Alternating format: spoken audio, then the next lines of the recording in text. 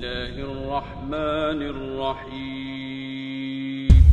Міне күндердің сұлтаны жұма күнде тұрмыз. Алда Алла қаласа Құран кәрімнен облыстық Рамазан айының қарсаңында Шағбан айының ішінде ұйымдастырылып жатқан Құран жарысына баршаларыңызды шақырамыз. Пайғамбарымыз Мұхаммад саллаллаху алейхи уассалам сендердің ең хайырлыларың Құранды үйренгендерің және үйреткендерің деген Алланың сөзі болған, Алланың кәләмі бұл Құранды ұлықтау мақсатында өткізіліп жатқан Құран кәрімді жатқа және мәнерлеп оқудан 30 пара, 20 пара, 10 парадан жарысымызға баршаларыңызды шақырамыз.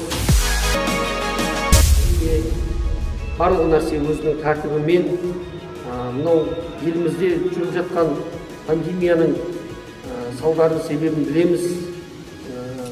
Тәртіпке барған адам құл болмайды, тәртіпсіз ел болмайды.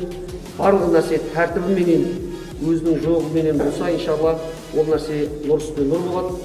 Алла қаласа, қасиетті Құран кәріміміз ұрпақтан ұрпаққа жалғасып, тірі Құрандарымыз елімізде көбейе берсін.